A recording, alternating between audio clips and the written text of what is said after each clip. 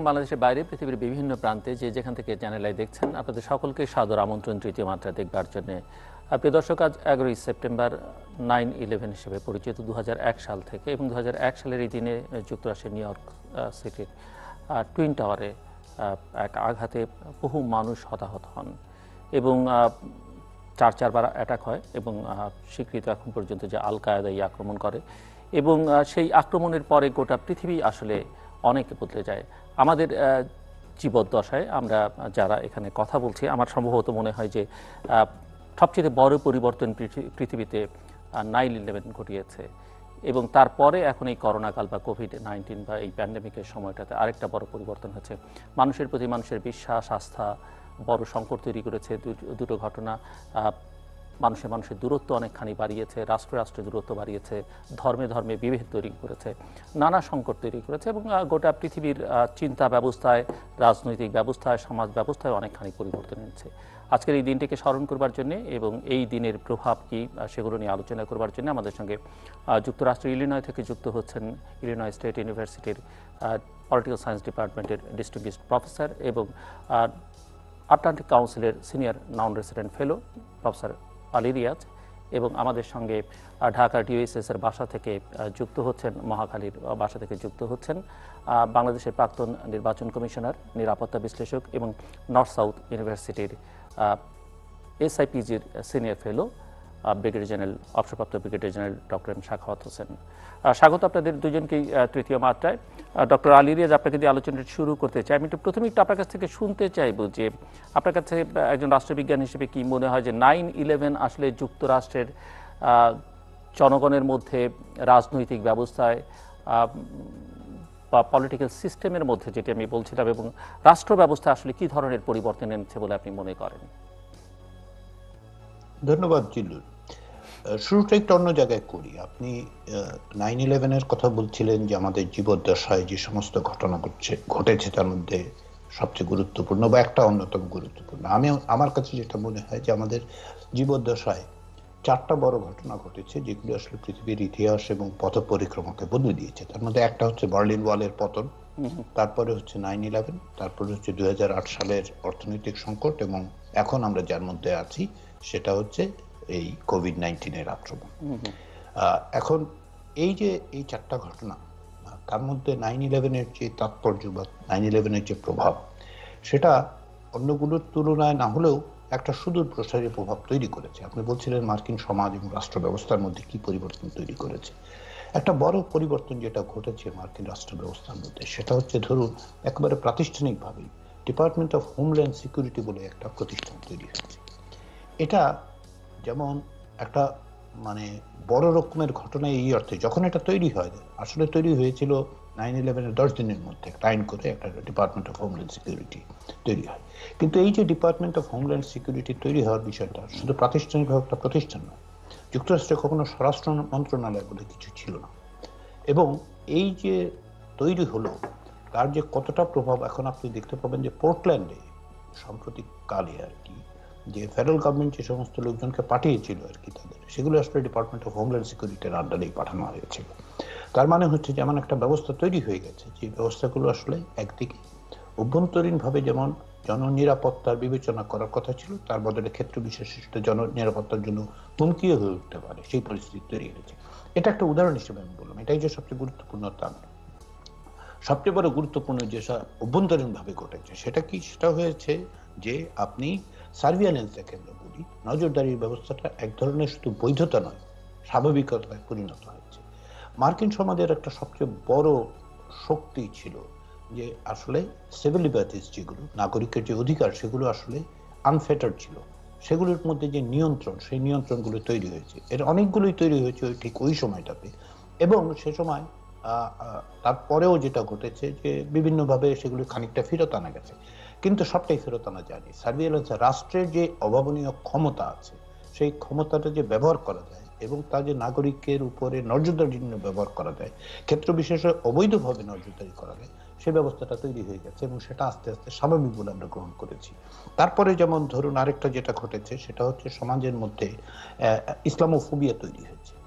ইমিগ্রেশনের বিরুদ্ধে চিন্তা ভাবনা তৈরি হয়েছে, এগুলো দীর্ঘমেয়াদে আপনি হয়তো সরাসরিভাবে ঠিক 9/11-এর সাথে যুক্ত করতে পারবেন না, কিন্তু যুক্তরাষ্ট্রের মিলিশিয়া ছিল, শ্বেতাঙ্গ শ্রেষ্ঠত্ববাদ ছিল, কিন্তু সেগুলো তৈরি করার ক্ষেত্রে যেই কার্যক্রমগুলো হয়েছে, যে অনুকূল পরিবেশগুলো তৈরি হয়েছে, সেটা হচ্ছে, আমি এটাকে পোস্ট 9/11 ফিনোমেনা বলি। যে কারণে আমি 2008 সালের কথা উল্লেখ করলাম, যে 2008 সালের অর্থনৈতিক সংকট তাতে অবদান রেখে, এগুলি হচ্ছে সমাজের এবং এই ভেতরের কারণে আমি 2008 এবং বার্লিন ওয়ালের প্রেশার। প্রসঙ্গটা আনিনি আসলে, কারণ এই দুটো ঘটনার মধ্যে একেবারেই প্রতিটি মানুষকে স্পর্শ করেছে, গোটা পৃথিবীর, যেটি মানুষ সাধারণভাবে সাধারণ চোখে দেখতে পায়। আমার কাছে মনে হয়েছে হ্যাঁ, সেটা ঠিক, কিন্তু 2008 সালের কথা আমি কেন বলি, 2008 সালের অর্থনৈতিক সংকটটা আসলে শুধুমাত্র যে পশ্চিমা বিশ্বে হয়েছে তা তো নয়। ঘটনাচক্রে হয়তো ঠিক প্রত্যক্ষভাবে আপনি যেখানটায় আছেন বাংলাদেশে বা দক্ষিণ এশিয়ায় ততটা প্রভাব বিস্তার করেন, কিন্তু 2008 সালের এই সংকটের সবচেয়ে বড় দিকটা হচ্ছে যে গ্লোবালি যেই ধরনের পুঁজিবাদী ব্যবস্থা তৈরি করা হয়েছে, তার মধ্যে যে বৈষম্যটা আছে এবং ওই বৈষম্য যে কিভাবে প্রভাব বিস্তার করে, তাতে ক্ষোভ তৈরি হয় তার, এবং 2008 সালের এই অর্থনৈতিক সংকটের কারণে সারা পৃথিবী জুড়ে এক ধরনের পপুলিস্ট লোকরঞ্জনবাদী রাজনীতি তৈরি হওয়ার অবকাশ তৈরি হয়েছে, সেগুলোকে অনুকূল পরিবেশ তৈরি করেছে। সেই অর্থে আমি বলি আর কি। কিন্তু আবার যদি আরেকটু পিছনে যান, আপনি দেখতে পাবেন যে আসলে বার্লিন ওয়ালের পতনের মধ্য দিয়ে স্নায়ুযুদ্ধের অবসানের কারণে যেই একচ্ছত্র আধিপত্য, এম্পায়ারের মেন্টালিটি আমেরিকার মধ্যে তৈরি হয়েছিল, সেটাই আসলে 9/11-এর পরে আমরা দেখতে পাই যে গ্লোবাল ওয়ার অন টেররের নামে যে কাণ্ডটা করা হয়েছে, সেটা সেই প্রভাবটা তৈরিতে, এগুলো আমি খুব ইন্টার রিলেটেড বলে মনে করি। মানে একেবারে একটা আরেকটার সঙ্গে যে প্রত্যেক দিনের ঘটনায় যুক্ত তা নয়, কিন্তু এই অভ্যন্তরীণ ভাবে হোমল্যান্ড সিকিউরিটি তৈরি হওয়া, সার্ভিলেন্স তৈরি হওয়া, ইসলামোফোবিয়া বাড়া, কিংবা ধরেন ইমিগ্রেশনের বিরুদ্ধে এক ধরনের মনোভাব তৈরি হওয়া, এগুলো মার্কিন ব্যবস্থাকে ভেতর থেকে এক ধরনের দুর্বলতা তৈরি করেছে। এবং তারই সঙ্গে যখন 2008 সালে এসে যুক্ত হয়েছে, তারই সঙ্গে যখন আমরা দেখতে পাচ্ছি যে এক ধরনের শ্বেতাঙ্গ শ্রেষ্ঠত্ববাদ, যেগুলোকে প্যাট্রিয়টিজমের নামে শুরু হয়েছে, আপনি দেখবেন যে পোস্ট 9/11 প্যাট্রিয়টিজমের কে কেন্দ্র করেই শ্বেতাঙ্গ শ্রেষ্ঠত্ববাদীরা দাঁড়াবার জায়গা পেয়েছে। তো এই কারণে এগুলিকে আমি খুব রিলেটেড মনে করি আর কি। আমি খুব সিঙ্গুলারলি 9/11 এর গুরুত্বকে ছোট করছি না, কিন্তু এগুলোকে আমার কমপ্লিটলি ইন্টার রিলেটেড। ট্রমাটা কি কেটেছে 9/11 এর, যেটা আমাদের মনে হয়েছে যে আমেরিকান সোসাইটি আসলে পুরোটা ট্রমাটাইজড হয়ে আছে, সেটা কি কেটেছে মনে হয় পুরোপুরি? ট্রমাটা কেটেছে এবং কাটেনি। কেটেছে এই অর্থে যে আপনি প্রত্যক্ষ প্রতিদিনের আচরণের মধ্যে সেটা দেখতে পাবেন না, কিন্তু এই ট্রমাটার একটা মানে ঐতিহাসিক তাৎপর্য তৈরি করেছে। ঐতিহাসিক তাৎপর্যটা কি জানেন? সেটা হচ্ছে, যেমন ধরুন যে 9/11 এর পরবর্তী সময়ে যুক্তরাষ্ট্র একটা যুদ্ধের মধ্যে জড়িয়ে গেল, সেটা হচ্ছে আফগানিস্তানের যুদ্ধ। মার্কিন ইতিহাসের এত দীর্ঘ সময় ধরে কোনো যুদ্ধে মার্কিন যুক্তরাষ্ট্র যুক্ত থাকেনি, এটা লংগেস্ট ওয়ার, এখনো সেই যুদ্ধের মধ্যে আছে। প্রেসিডেন্ট ট্রাম্প সম্প্রতি কিছু সৈন্য প্রত্যাহারের কথা বলছেন, তালেবানের সঙ্গে একটা শান্তি চুক্তি করার চেষ্টা হয়েছে চুক্তি, কিন্তু এই ট্রমাটা কি হয়েছে, ভেটারান্সরা ফিরে এসেছেন, তো যারা যুদ্ধে গেছেন তারা ফেরত এসেছেন, তারা সমাধি আছেন।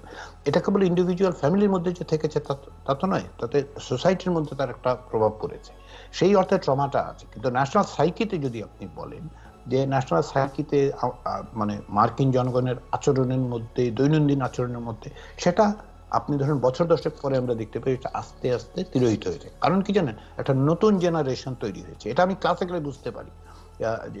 যেমন ধরুন, আমি যখন 9/11 এর পরে ক্লাসিকে শিক্ষার্থীদের জিজ্ঞাসা করতাম যে আচ্ছা ওই দিন 11ই সেপ্টেম্বর সকালে তুমি কোথায় ছিলে, আজকে যদি আমি জিজ্ঞাসা করি, ওদের অধিকাংশ জন্মই গ্রহণ করে। অতএব একটা কমপ্লিট নিউ জেনারেশন এসেছে, যাদের কাছে 9/11 হচ্ছে কাগজে পড়া ঘটনা, ভিডিওতে দেখা ঘটনা, এবং তার ইম্প্যাক্ট খানিকটা তারা দেখতে পাচ্ছে যুদ্ধের মধ্যে। ইম্প্যাক্টের পাশাপাশি অন্য যে ইম্প্যাক্টটা আমি দেখতে পাই বা আপনি হলে দেখতে পেতেন, যে এই সার্ভিলেন্সের বিষয়, কার্টেলমেন্ট অফ সিভিল রাইটস এর বিষয়, হ্যাঁ, সেটা তো সে এটাই ন্যাচারাল বলে ভাবতেছে আর কি। এখন এয়ারপোর্টে গেলে তার যে জুতো খুলতে হয়, মানে এডিশনাল সিকিউরিটির মধ্যে দিয়ে যেতে হয়, এটা তার কাছে নর্মাল। আমার কাছে কিন্তু না, কারণ আমি অন্যভাবে এই এয়ারপোর্ট গুলোর মধ্যে দিয়ে গেছি। এই কারণে ওই ট্রমাটিক এক্সপেরিয়েন্সের এক ধরনের সীমিত মানে উপস্থিতি আমরা দেখতে পাচ্ছি এখন। আর ডক্টর হোসেনের কাছে যাবার আগে আরেকটা ছোট্ট প্রশ্ন করতে চাই আমি আপনার কাছে, সেটা হচ্ছে যে স্নায়ু যুদ্ধের পরে, যেটি আপনি নিজেও খানিকটা উল্লেখ করছিলেন, যে মার্কিন যুক্তরাষ্ট্রের যে গোটা পৃথিবীতে একচ্ছত্র নেতৃত্ব, 9/11-এর পরে এই ঘটনা কি, যেখানে যুক্তরাষ্ট্র ভিকটিমই বলতে হবে, তারপরে কি যুক্তরাষ্ট্রের নেতৃত্ব কি শক্তিশালী হলো, না ক্রমশ দুর্বল হয়ে পড়লো এই ঘটনার কারণে? ক্রমশ দুর্বল হয়েছে। দুর্বল হওয়ার কারণটা 9/11 নয়, দুর্বলটা হচ্ছে 9/11 পরবর্তী সময়ে যুক্তরাষ্ট্রের পররাষ্ট্রনীতি এবং নিরাপত্তা ও সামরিক আচরণ, এটা থেকে শুরু হয়েছে। তার চেয়েও বড় যে কারণে হয়েছে সেটা হচ্ছে পরিবর্তনশীল পৃথিবীতে এই যে এক কেন্দ্রিক এক মেরুর পৃথিবী তৈরি হলো আপনার, সেটা তৈরি হয়েছে ধরুন স্নায়ুযুদ্ধের অবসানের পর।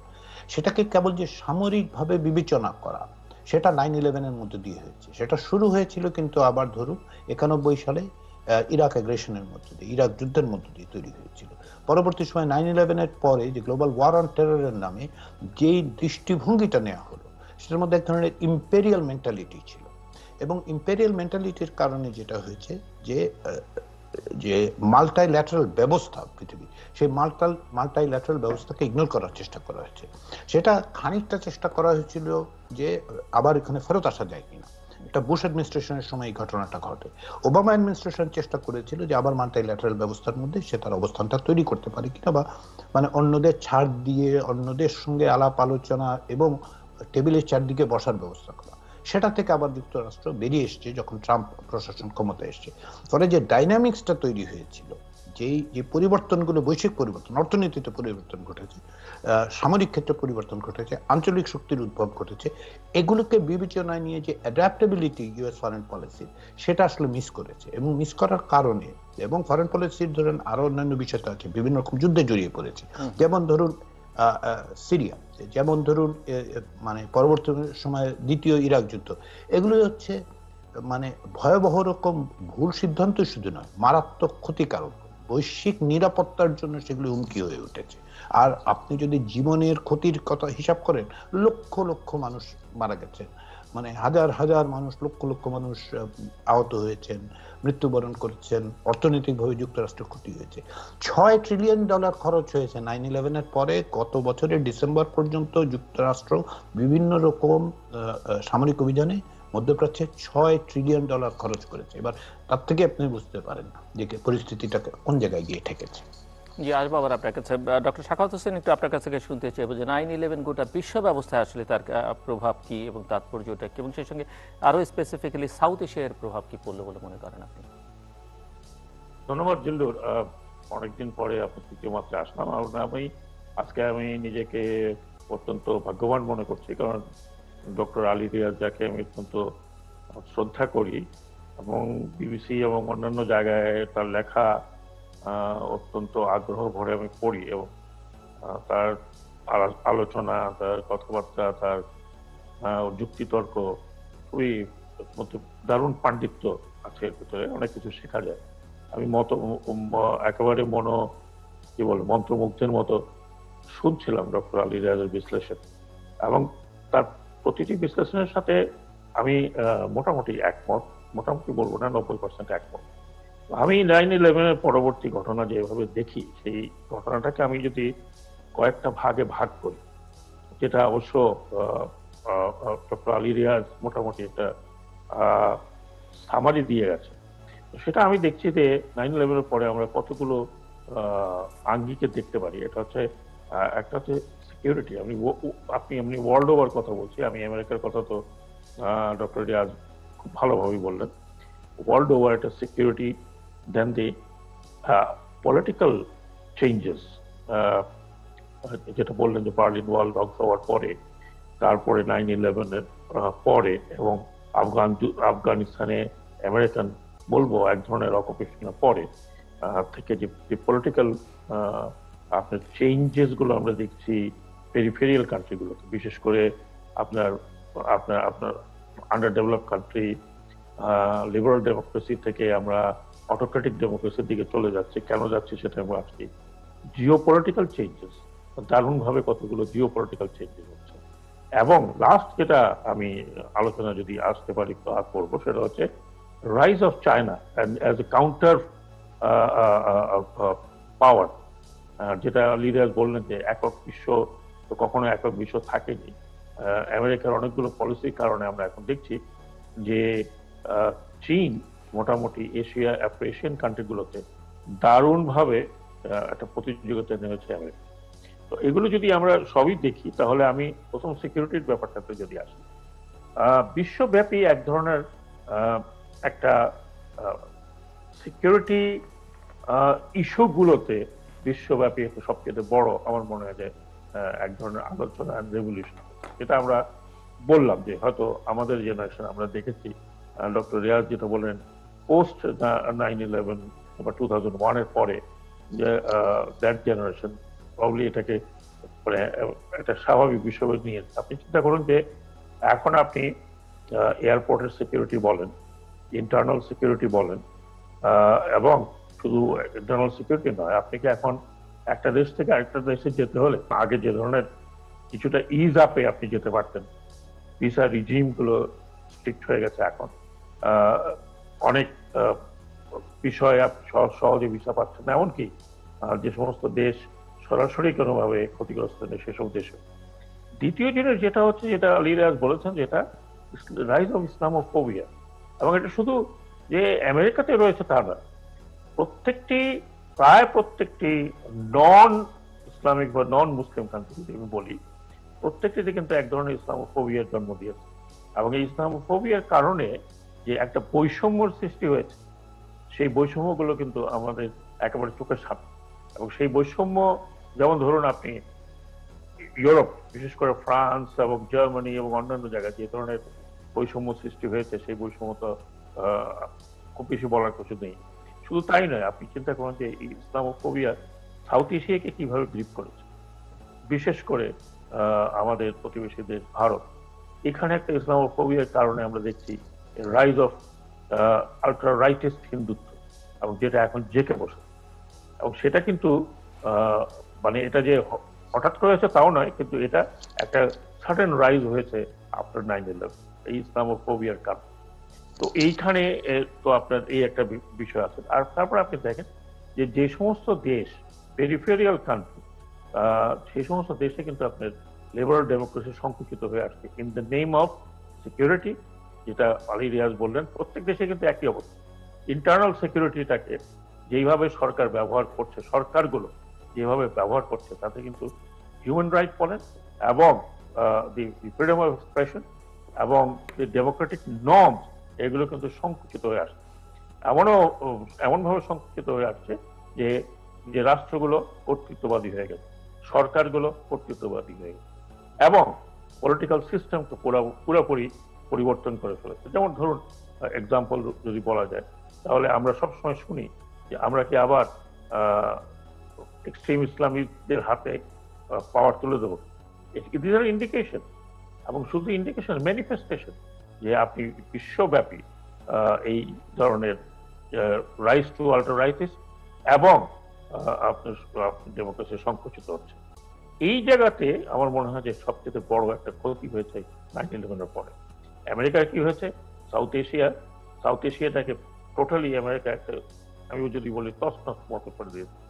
আপনার আফগানিস্তানে, যেটা আলী রিয়াজ বললেন যে লংগেস্ট ফাইট ইন আফগানিস্তান, এবং আমি তো মনে করি যে আফগানিস্তান থেকে America has got the worst strategic defeat than Vietnam.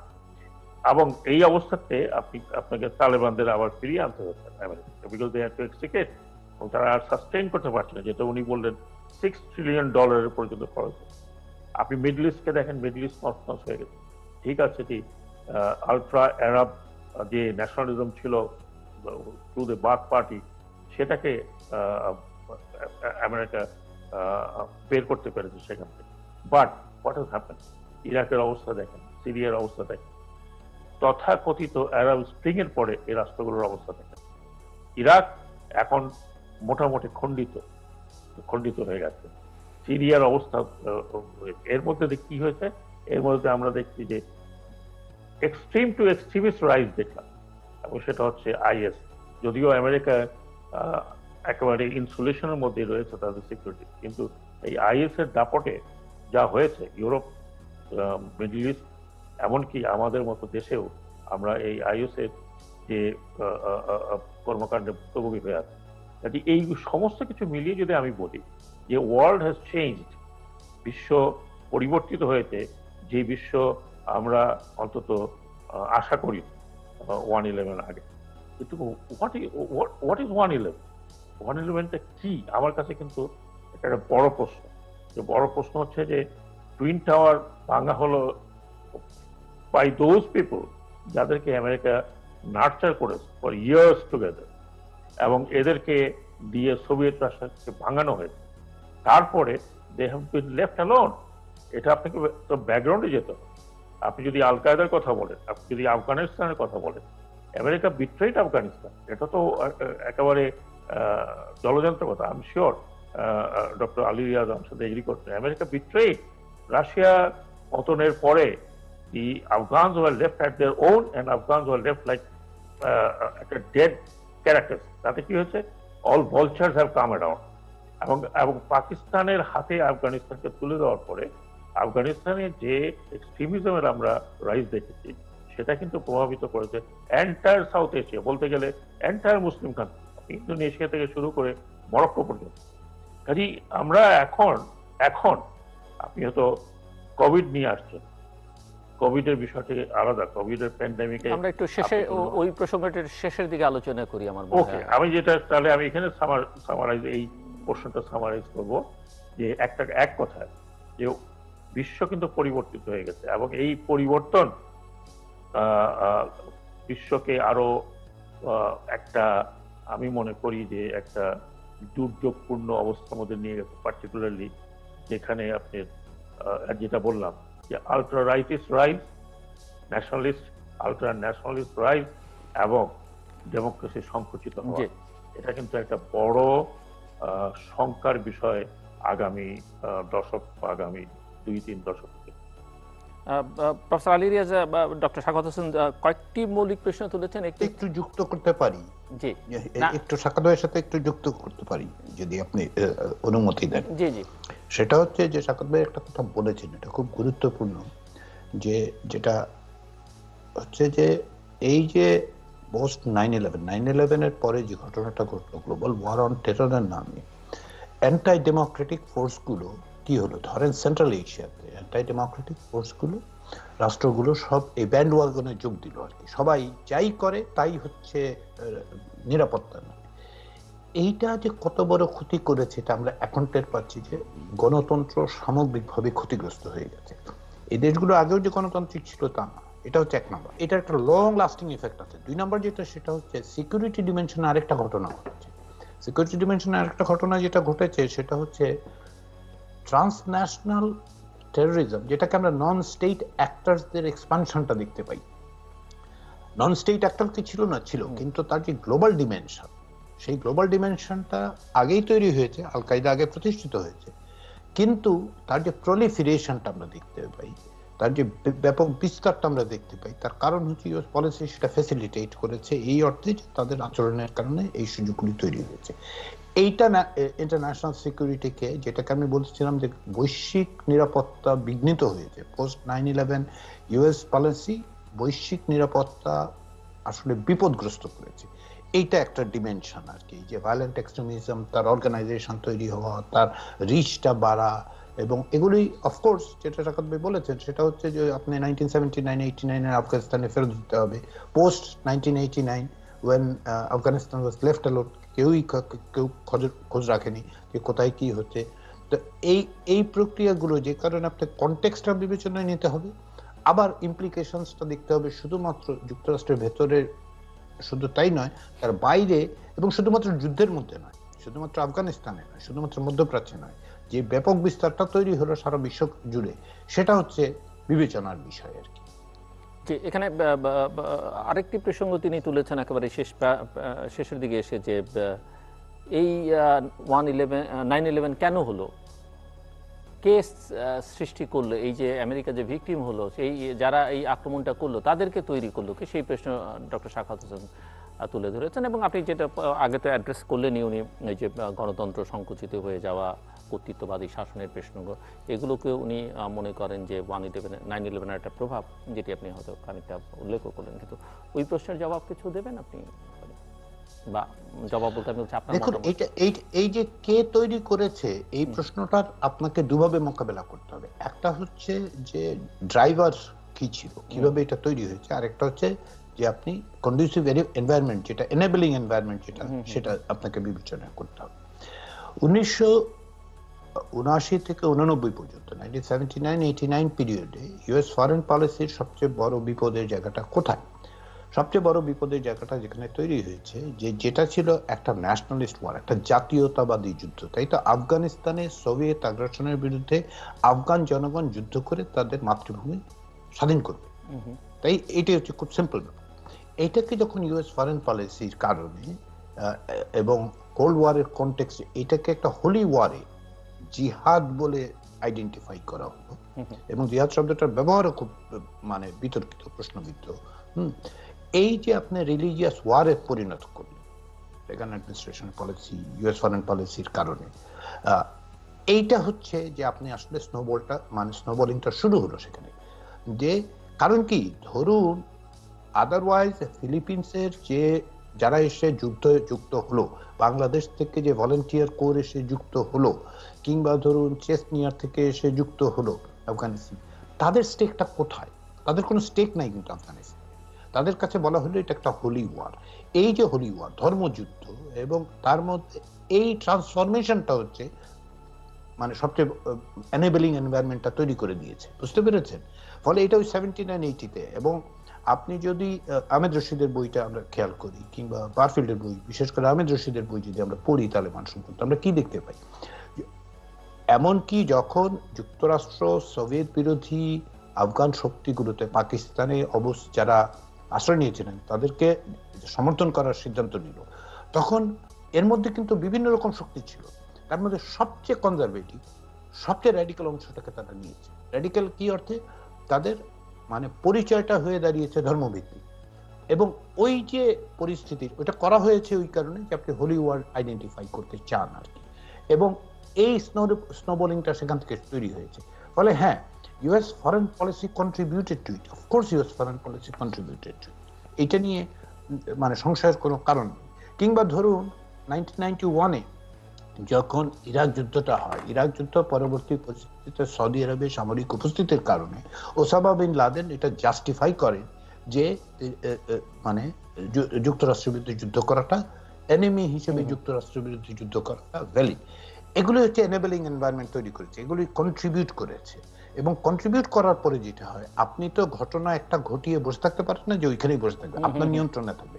ইনটেন্ডেড and আনইনটেন্ডেড consequences তৈরি হয়, এবং এই আনইনটেন্ডেড কনসিকুয়েন্সটা কি? আনইনটেন্ডেড কনসিকুয়েন্সটা হচ্ছে যে আপনি একটা ফ্র্যাঙ্কেনস্টাইন তৈরি করে ফেলেছেন, হ্যাঁ, এরপরে আপনি এটা নিয়ন্ত্রণ করতে পারবেন।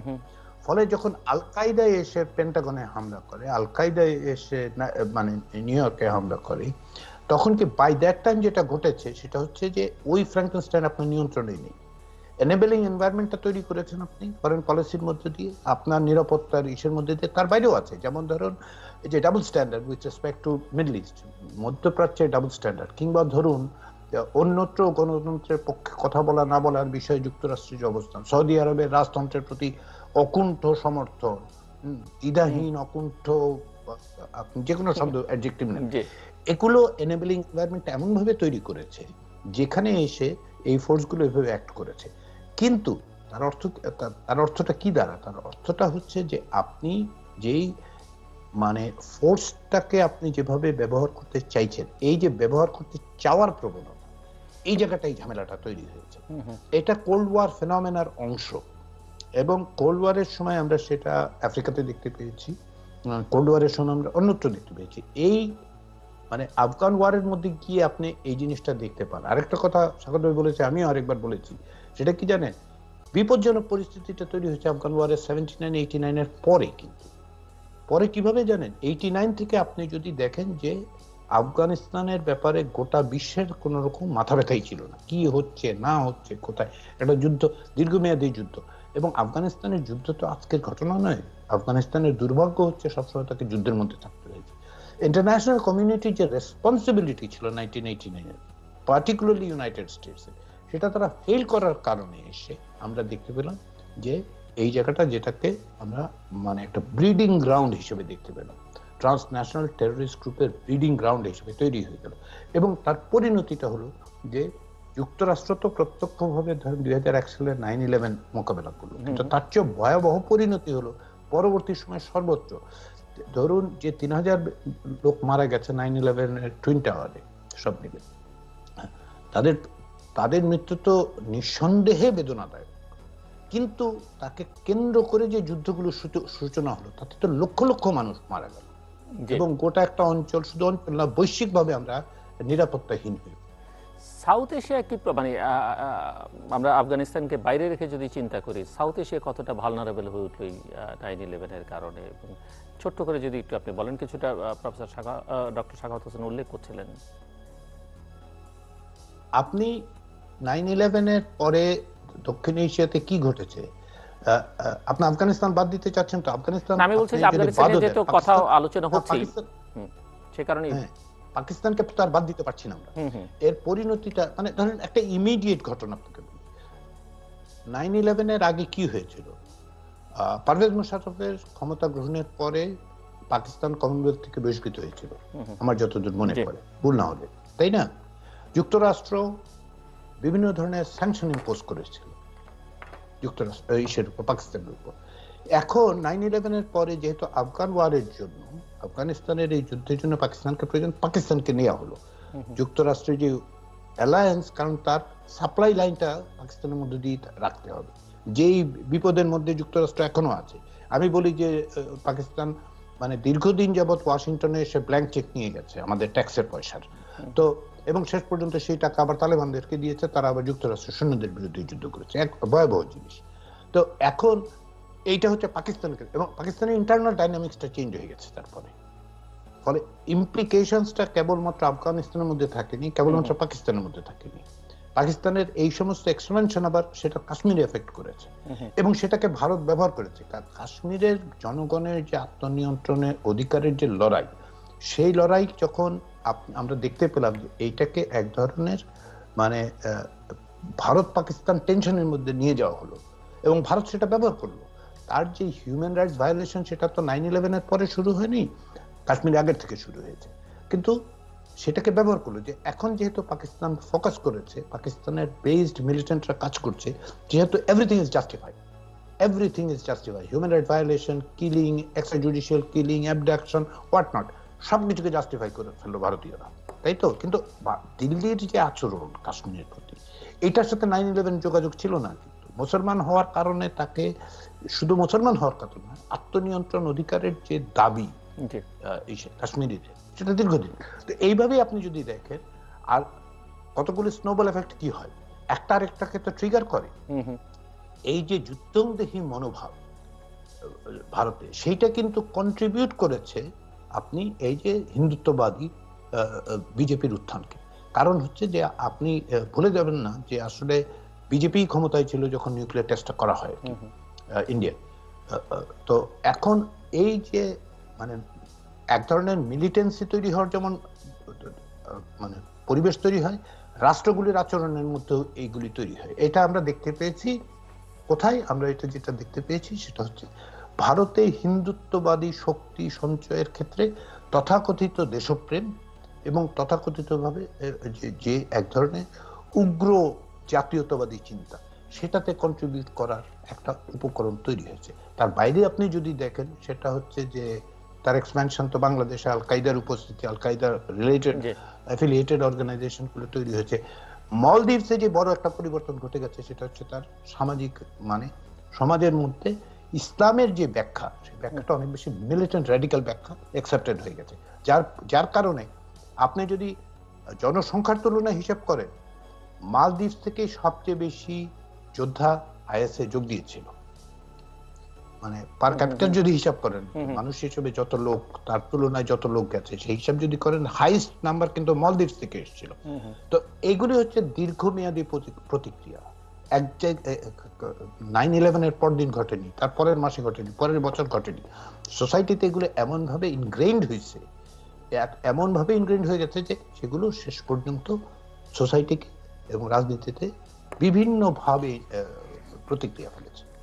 জেনারেল শাখাত হোসেন, আপনি যেমনটা বলছিলেন, প্রফেসর আলী রিয়াজও বলছিলেন যে ইসলামোফোবিয়ার কথা, আমি একটু বুঝতে চাইবো আপনার কাছে। মানে ফোবিয়া তো ঠিকই আছে, কিন্তু আমরা যেটা দেখেছি যে যারা নন ইসলামিক কান্ট্রি বা এইসব দেশের মানুষের মধ্যে এক ধরনের ঘৃণা, মানে এটা ঠিক কি ইসলামের প্রতি বা এমনকি এই ধর্ম চর্চা না করেন এমনও যদি মানে ইসলামিক নাম কারোর নামের মধ্যে থাকে, মুসলিম নাম, তাকেও এক ধরনের ঘৃণার চোখে দেখা হয়েছে। সো আমার প্রশ্ন হচ্ছে যে ফেইথ হিসাবে ইসলাম কিংবা ইসলামিক রাষ্ট্রগুলো, ইসলামিক ওয়ার্ল্ড এই বিষয়টাকে আসলে ঠিক যেভাবে ডিল করা উচিত ছিল সেভাবে তারা করতে পেরেছে কিনা, মানে নিজেদের ইমেজটাকে রিবিল করা, সেটা করতে তারা সমর্থ হয়েছে কিনা?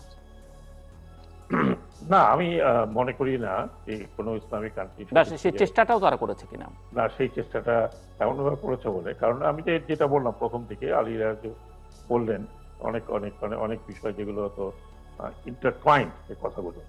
যেমন ধরুন, মানে যে সমস্ত ইসলামিক রাষ্ট্র আমরা বলি, মানে যাদের প্ররোচনায়, আমি তাদের কথা বলবো, যাদের প্ররোচনায় আফগান যুদ্ধের সময় যে জিহাদের কথাটা বললেন, জিহাদের শব্দটা কোথা থেকে উৎপত্তি হয়েছে? এই আফগান, আমি একটা বই লিখেছিলাম যেটা সন্ত্রাসের রীতিকথা আফগানিস্তান হতে আমেরিকা। আমি মোটামুটি ওই বই লেখার জন্য আমি পাকিস্তানে এবং আফগানিস্তানের বর্ডারে অনেকবার গিয়েছি, আর অন্যান্য বই থেকে এটা আমার একটা মতামত নিলে। ঘটনাটা কোথা থেকে ঘটেছে? ঘটনাটা ঘটেছে সিআইএ হেডকোয়ার্টার ল্যাংলে থেকে, এবং এটাকে জাস্টিফাই করার জন্য সৌদি আরবের যে আমাদের ধর্মীয় সৌদি আরবের যে ধর্মীয় গুরুরা আছেন তাদের মুখ থেকে কথাটা বের করা হয়েছে, জিহাদ। এবং যেই কারণে আপনি দেখবেন যে অলমোস্ট অল মুসলিম কান্ট্রি, যেটা আলী রিয়াজ বললেন যে অলমোস্ট অল মুসলিম country including small little country like মালদ্বীপ, যেটা যার কনস্টিটিউশন পড়লে আপনি বুঝতে পারবেন যে কতখানি তারা প্রভাবিত হয়েছে। সেই জায়গাতে আপনার কোনো কান্ট্রি, কোনো দেশই চেষ্টা করেনি কোনোভাবেই, কারণ তারা ইন্টারনাল যে প্রবলেমগুলো ক্রিয়েটেড হয়েছে 9/11 এর পরে, সেই ইন্টারনাল প্রবলেমগুলো নিয়ে এত ব্যস্ত হয়ে পড়েছিল যে সম্মিলিত আর মুসলিম কান্ট্রি ইনফ্লুয়েন্স করার মতো আপনি এখন আর সেই রকম নেই। যদি সম্মিলিত ভাবে যে একটা প্রচেষ্টা, সেই প্রচেষ্টাকে তো আমরা কখনো দেখিনি। হয়তো বিচ্ছিন্নভাবে কিছু প্রচেষ্টা হয়েছে।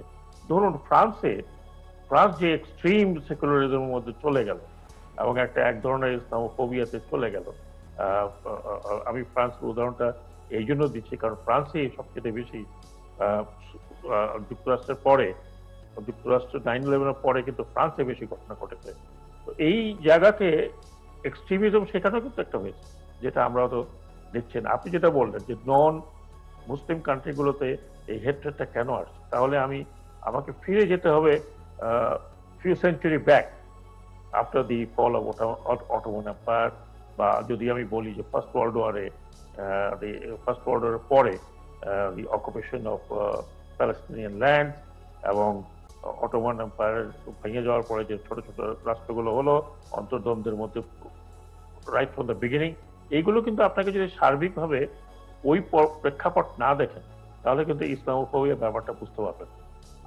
এটা আমার মতামত যে এই ইসলামোফোবিয়ার ব্যাপারটা কিন্তু ওয়েস্টার্ন ওয়ার্ল্ডে ছিল, কিন্তু কিছু কিছু সময়ের জন্য এটা সুপ্ত ছিল।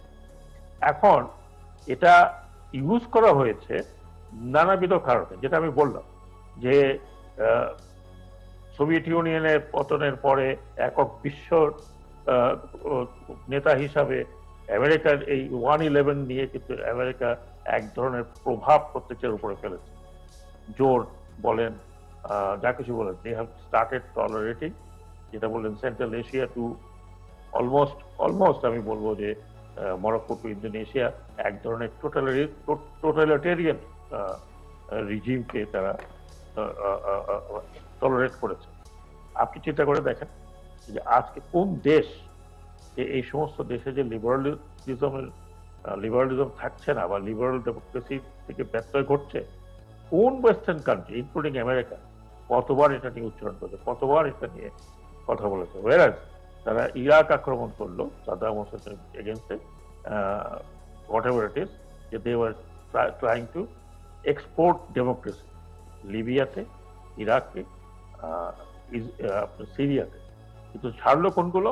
দেয়ার আর আদার কান্ট্রিজ, যেগুলো আপনার কিংডম, যেগুলো এমিরাত, সেগুলোতে কিন্তু দে আর অ্যালাইন উইথ আমেরিকা। তো আমরা যেটা যেটা যেটা দেখেছি সেই জায়গাতে এটা একটা বিশাল ডিভিশনের কারণে আপনার কোনো ইনফ্লুয়েন্সিয়াল মুসলিম কান্ট্রি, যদি আমি বলি, যাদের কাছে ইনফ্লুয়েন্স, টাকা পয়সা আছে, সবকিছু আছে, ইনফ্লুয়েন্সিয়াল মুসলিম কান্ট্রি এই বিষয়ে কোনো করে।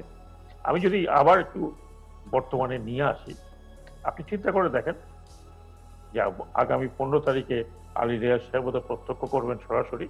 আগামী 15 তারিখে ইউই ইসরায়েলের সাথে বোধহয় কূটনৈতিক সম্পর্ক স্থাপনা করবে ট্রাম্প সাহেবের উপস্থিতিতে, এবং ট্রাম্প সাহেব চ্যাম্পিয়ন হবেন নোবেল প্রাইজের জন্য, অলরেডি তার নাম নমিনেট হয়ে গেছে।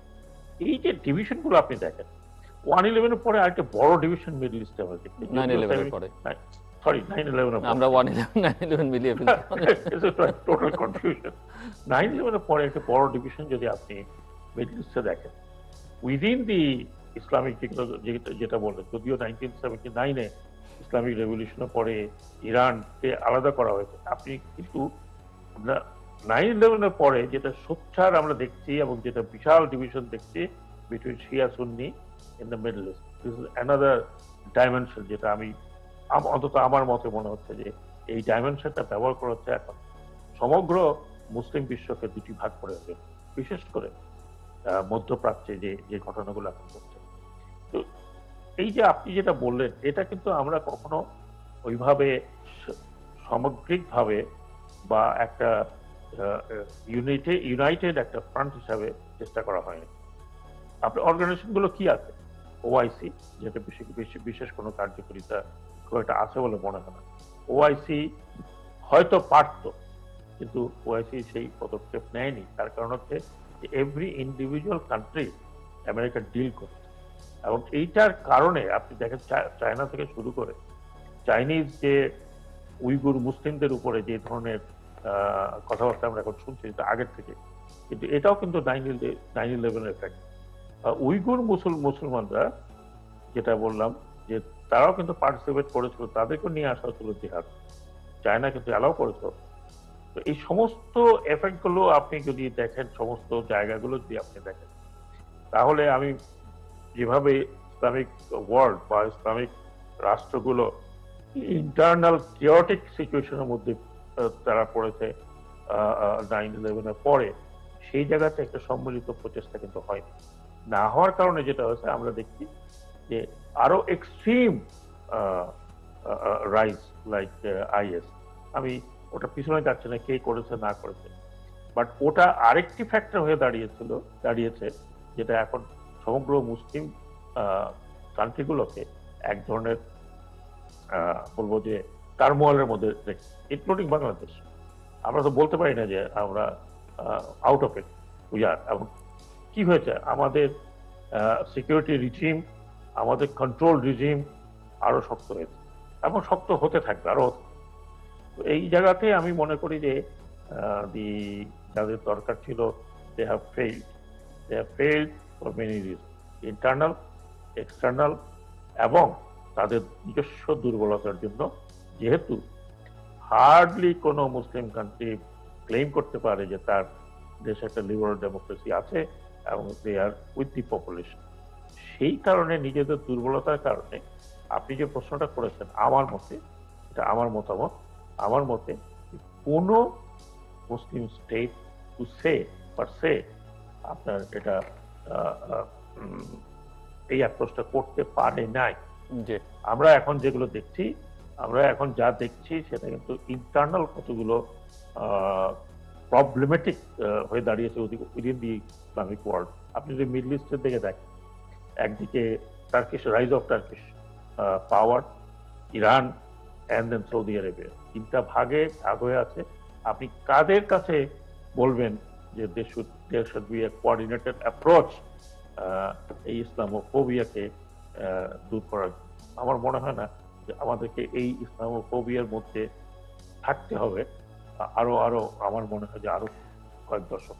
জি, প্রফেসর আলীর যদি এই বিষয়ে কিছু বলবার থাকে আপনি নিশ্চয়ই বলবেন, এবং আমি জাস্ট আপনাদের দুজনের কাছে যেটা রাখতে চাই যে 9/11-এর পরে যে পরিবর্তনের গতিধারা এবং যেটি এখন আমরা আরেকটা জায়গায় এসে দাঁড়িয়েছে এই প্যান্ডেমিককে কেন্দ্র করে, এখান থেকে আসলে আর কি কি পরিবর্তন হবে, বা যে ধারায় আমরা চলছিলাম সেই ধারায় কোনো পরিবর্তন ঘটবে কিনা পজিটিভলি, নাকি এটি আরো নেতিবাচক ধারার দিকে এগুতে থাকবে? প্রফেসর আলী রিয়াজ। কোভিড-19 আগে ইসলামোফোবিয়া বিষয়ে একটু দুটো বাক্য বলে নিই। জি, এক নম্বর হচ্ছে ইসলামোফোবিয়ার মানে তৈরি হওয়ার পিছনে আমি তিনটা ডিমেনশনে দেখতে পাই। একটার কথা বলেছেন যে ইন্টারনালি মুসলিম মেজরিটি দেশগুলোতে, মুসলিম সংখ্যাগরিষ্ঠ দেশগুলোতে এমন কোনো পরিবেশ ছিল না যে তারা নিজস্ব যে শক্তি বা নিজস্ব যে ক্ষমতা সংহত করার চেষ্টা করতে গিয়ে এগুলি নিয়ে বিবেচনা করেন। এটা একটা ডিমেনশন। দুইটা হচ্ছে যে আপনি নন মুসলিম মেজরিটি কান্ট্রিতে, বিশেষ করে ওয়েস্টে যেটা হয়েছে যে ইসলামোফোবিয়া যুক্ত হয়েছে, আসলে এর একটা ক্লাস ডিমেনশন আছে, শ্রেণীগত ডিমেনশনও আছে। আমি মানে ধরেন যে আলজেরিয়ান ফ্রান্সে আছেন এবং প্যারিসের বাইরের গেটোতে থাকে, তো সে যেভাবে ইসলামোফোবিয়া ফেস করে, সৌদি কিংডমের লোকজন যখন নিউ ইয়র্কে আসে তারা তো ফেস করে না। ফলে একটা ক্লাস ডিমেনশন আছে, ইমিগ্রেশনের প্রশ্ন আছে, ইন্টিগ্রেশন হয়েছে কিনা, কিভাবে হয়েছে তাদেরকে, এগুলো হচ্ছে western dimension, western country specific. Third একটা ডিমেনশন আছে, সেটা কি জানেন? সেটা হচ্ছে ট্রান্সন্যাশনাল টেররিস্ট গ্রুপগুলো, আল কায়দা পার্টিগুলো যেটা করেছে সেটা হচ্ছে তারা এটাকে চেষ্টাই করেছে এই পরিস্থিতি তৈরি হোক, তাতে করে তাদের রিক্রুটমেন্ট বাড়ে, তারা এটা জাস্টিফাই করতে পারে, তাদের এক ধরনের মোরাল জাস্টিফিকেশন তৈরি হয় যে কেন তারা আসলে এই ধরনের কাজ করছে।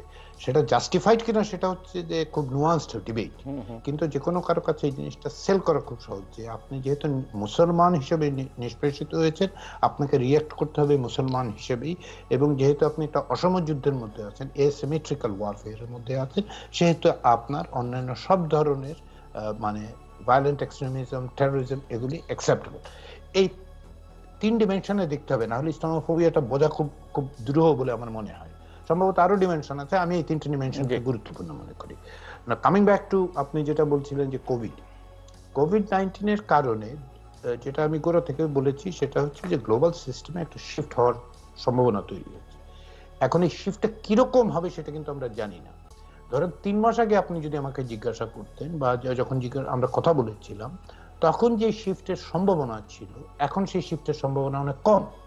কারণ কি জানেন? কারণ হচ্ছে গ্লোবাল অর্ডার, মানে ওই যে এম্পায়ার স্ট্রাইকস ব্যাক এর মতো আসলে গ্লোবাল অর্ডারের যে স্ট্যাটাস কো সেটা ফেরত আনার চেষ্টাটা কিন্তু আছে, এবং এই চেষ্টার মধ্যে যে মানে এখন পর্যন্ত গোড়াতে যতটা দুর্বল মনে হয়েছিল এক্সিস্টিং গ্লোবাল অর্ডার, কোভিড এর কারণে যে ডিসরাপশনটা হয়েছে, সেই ডিসরাপশনের কারণে তার যে এক ধরনের পরিবর্তনের সম্ভাবনা তৈরি হয়েছিল, সেই পরিবর্তনের সম্ভাবনাটা এখন অনেক কম। আমি মনে করছি এখন যে সমস্ত যে র্যাডিক্যাল চেঞ্জের, যে বড় ধরনের পরিবর্তনের গ্লোবাল অর্ডারের সম্ভাবনা ছিল, সেগুলো ক্রমেই ক্ষীণ হয়ে আসছে। কারণ কি? কারণ হচ্ছে যে এর একটা অন্যতম কারণ হচ্ছে যে চীন যেভাবে অ্যাগ্রেসিভলি গ্লোবাল অর্ডার এবং গ্লোবাল নর্মকে ভেঙে ফেলার চেষ্টা করেছে, সেটা ক্ষতিকারক হয়েছে। কারণ আপনি যে এক্সিস্টিং গ্লোবাল অর্ডার, গ্লোবালাইজেশনের যে বিপজ্জনক নিওলিবারাল মানে ইমপ্লিকেশনস, বৈষম্য তৈরি করা, হেলথ কেয়ার না থাকা, অসম সম্পর্ক তৈরি করা, ক্ষমতার ভারসাম্য না থাকা, এগুলোকে চ্যালেঞ্জ করতে গিয়ে চীন যে অল্টারনেটিভটা অফার করেছে, এটা কোনো অবস্থাতেই ভালো নয়, কোনো অবস্থাতেই ভালো নয়। অথরিটেরিয়ান সিস্টেম হিসেবে বলেন, সার্ভিলেন্সের অর্থে বলেন, সিক্রেসির অর্থে বলেন, পাবলিক হেলথের মানে ইনক্লুসিভনেস অর্থে বলেন, চীনের মডেলটা মোটে অ্যাকসেপ্টেবল। ফলে যেটা হচ্ছে, এখন আমি যেটা দেখতে পাই সেটা হচ্ছে কতটা রিফর্ম করা যাবে, এবং রিফর্মের জায়গাটাতে এসে আমি যে জায়গায় শঙ্কিত, সেটা হচ্ছে এই রিফর্মের হিসাবটা কিন্তু হবে আসলে বড় দেশগুলোর মধ্যে, বড় আকারে, বড় প্রভাবে বড়, তাহলে এই যে ভ্যাকসিনের পলিটিক্সটাই যদি আপনি দেখেন তাহলে বুঝতে পারবেন যে আসলে শেষ পর্যন্ত নিয়ন্ত্রণটা কোথায় গিয়ে দাঁড়াবে। 9টা ফার্মাসিউটিক্যাল কোম্পানির কাছে আসলে গিয়ে ধরা পড়ে যাচ্ছে। কিন্তু খেয়াল করে দেখুন, 9টা ফার্মাসিউটিক্যাল কোম্পানি আলটিমেটলি, আপনি কত এখন 7 বিলিয়ন, 7.5-8 বিলিয়ন লোক, এত কিছু, এত রাষ্ট্র, কিন্তু শেষ পর্যন্ত 9টা ফার্মাসিউটিক্যাল কোম্পানি। এখন এই এই এই জায়গাটাই আমার কাছে বিপজ্জনক মনে হচ্ছে, যে আপনি তাহলে কি দাঁড়ালো, যে কর্পোরেট স্ট্রাকচারের যে ক্ষতির কারণে আমরা এই জায়গায় গিয়ে পৌঁছলাম, পাবলিক হেলথ ডিসরিগার্ডেড হলো, এবং গরিব মানুষ আসলে সবচেয়ে ভালনারেবল হলো, আবার সেই স্ট্রাকচারটাই তৈরি হচ্ছে নতুন করে। তবে হ্যাঁ, কিছু পরিবর্তন সংশোধন হবে, এবং সেই পরিবর্তন সংশোধনগুলো হবে মাল্টিল্যাটারাল এজেন্সিগুলোতে, এবং অভ্যন্তরীণ ভাবে খুব যে হবে আমার তা মনে হচ্ছে না। আমার বরঞ্চ যদি হয় আর কি, যতটুকু হওয়ার আশঙ্কা দেখতে পাচ্ছি, আশঙ্কা সেগুলো হচ্ছে অথরিটেরিয়ানিজমের মানে আরো ব্যাপক বিস্তারের আশঙ্কা করছি আমি পোস্ট কোভিড পৃথিবীতে। জেনারেল শাখাওয়াত হোসেন, আমরা খুব ছোট্ট করে বলতে হবে, শেষের দিকে চলে এসেছি। তো আমি বলেছি যে ডক্টর রিয়াজের যে বিশ্লেষণ post Covid scenario, post Covid scenario কবে হয় সেটা তো আমরা জানি না। পোস্ট কোভিড সিনারিও যদি আমরা 1918 সালের সেই প্যান্ডেমিক সিনারিও দেখি, তারপরে কিন্তু বিশ্ব পরিবর্তন হয়েছে। এখন যে কথাটা হয়েছে, যে কথাটা উনি তুলেছেন, সেটা একেবারেই খাঁটি কথা। আমি যেটা দেখছি যে উই আর পোস্ট কোভিড সিনারিওতে আমরা আবার আটকা পড়ে যাব মাল্টিন্যাশনাল কর্পোরেটগুলোর। শুধু আমরা না, ছোট ছোট দেশগুলো আটকা পড়ে যাবে। এখনই আপনি দেখেন যে এই যে 9টি ফার্মাসিউটিক্যালের উনি কথা বলেছেন, একটা তো আমরা শুনছি ফেলিয়ার হচ্ছে।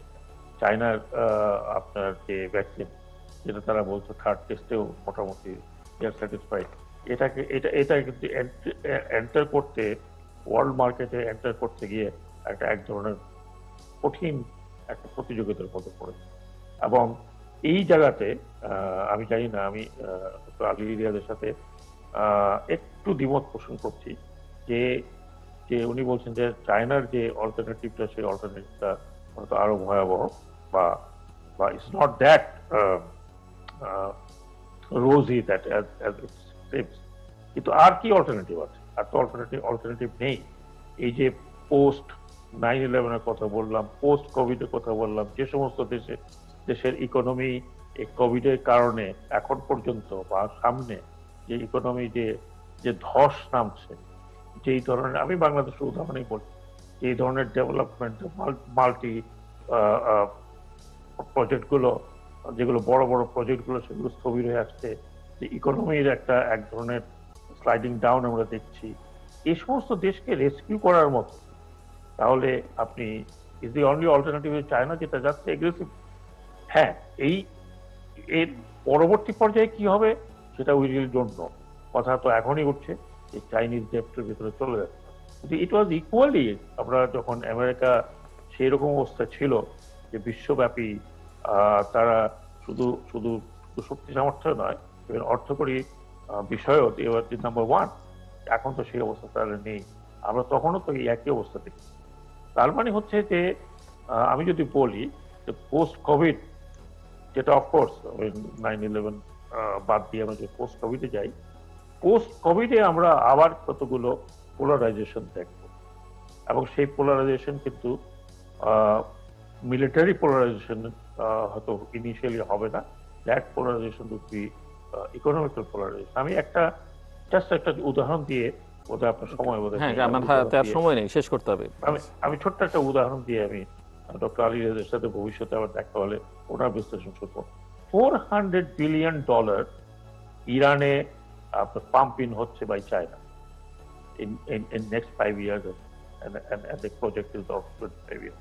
তাহলে এই দেশটি যখন $400 বিলিয়ন ডেপ্টের মধ্যে থাকবে, তখন এই দেশটি কিভাবে কোন দিকে পোলারাইজ হবে, সেটা একটা বড় কথা। এবং শুধু ইরান নয়, আমরা চারিদিকে যদি দেখি, তাহলে China has come with that aggressive political and economic power হিসেবে। সেই জায়গাতে আমি মনে করি যে আমরা যেখানে ছিলাম সেখানে হয়তো থাকবো, from west to east, from more liberalism to more আপনার অথরিটেরিয়ানিজমের মধ্যে থাকবো, এবং তাই সাপোর্ট হচ্ছে। চায়নার মতো দেশ হয়তো লিবারালিজমের মধ্যেই তারা নিজেরাও নাই, তারা not bothered about liberal politics, liberal democracy or liberal society. Professor Riaz, আর 30 সেকেন্ডসে কিছু যোগ করতে চান? আমার মনে হয় আপনি কিছু বলতে চাইছেন ছোট্ট করে। এই নিয়ে ডক্টর সাখাওয়াত হোসেনের সাথে একসময় তো দীর্ঘ আলোচনা করতে হবে। ধরুন মানে সংক্ষেপে বলি আর কি, বাংলাদেশের দিকে তাকান। চীন শেষ পর্যন্ত যখন এই অর্থনৈতিক সংকটে বাংলাদেশকে মানে সাহায্য চাইতে হচ্ছে কার কাছে?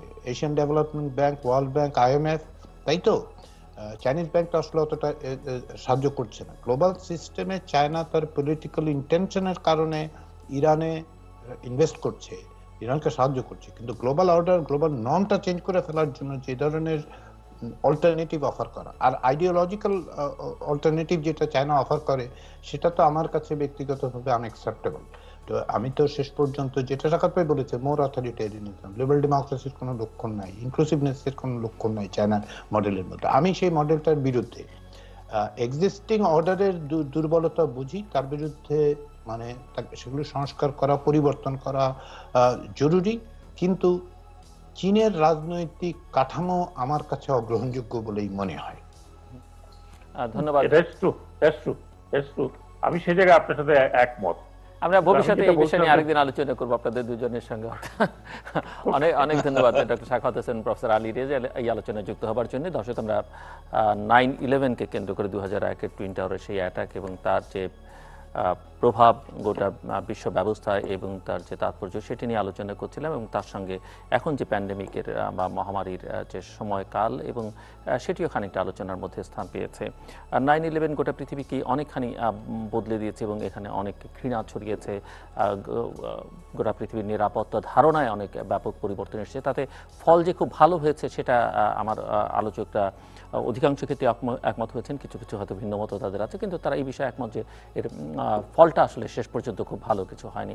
এবং এর সঙ্গে এই যে 31শে ডিসেম্বর 2019-এর পরে যে করোনা কাল, সেখানটা তো অনেকে মনে করছিলেন যে আমাদের আচার আচরণ অনেক কিছুই বদলে যাবে, রাজনৈতিক নেতৃত্ব যে জনস্বাস্থ্য ব্যাপারে উদাসীন ছিলেন, সেগুলো অনেক অনেক অনেক রকমের পরিবর্তন আসবে। আমাদের যে কর্তৃত্ববাদী শাসন ব্যবস্থা বিভিন্ন দেশে আছে, তারা হয়তো আরও বেশি গণতান্ত্রিক হয়ে উঠবেন, অথবা জনরোষের মধ্যে পড়বেন, বা অন্য কোনো উপায় হয়তো তাদেরকে সরে যেতে হবে। কিন্তু সব মিলিয়ে দেখা যাচ্ছে যে দুজনের আলোচনা এটি বেরিয়ে এসেছে যে বিশ্ব ব্যবস্থার মধ্যে আমরা ছিলাম, এই প্যান্ডেমিক আসলে তার মধ্যে খুব একটা বড় পরিবর্তন আনতে পারছে না। এখন শুরুতে যেমনটা মনে হচ্ছিল, এখন আর তেমনটা মনে হচ্ছে না।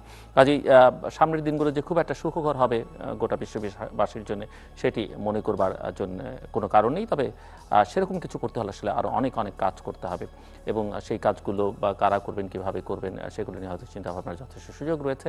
তবে আমরা আলোচনাটা এইভাবেই, সেই টুইন টাওয়ারের অ্যাটাকে 2001-এর 11ই সেপ্টেম্বরে যারা জীবন দিয়েছেন, নিরীহ মানুষ যারা, তাদের প্রতি আমাদের শ্রদ্ধা, ভালোবাসা, কৃতজ্ঞতা, এবং 9/11-এর পরে এই ধারাবাহিকতায় যেসব নিরীহ মানুষ জীবন দিয়েছেন, তাদের প্রতি আমাদের শ্রদ্ধা, ভালোবাসা এবং কৃতজ্ঞতা। দর্শক, আমাদের সঙ্গে থাকবার জন্য অসংখ্য ধন্যবাদ। আপনাদের সবার জন্য শুভকামনা।